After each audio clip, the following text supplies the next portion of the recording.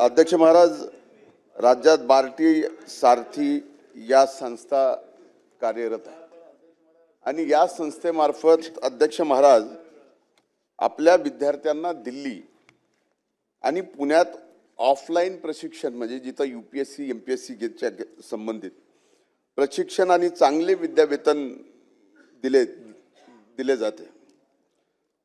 मग यावेळी केवळ फक्त महाज्योतीच्याच विद्यार्थ्यांवर हा प्रयोग का केला जात आहे की फक्त तुम्ही ऑनलाइन करा, इथं ऑफलाइनला तुम्ही पाठवता?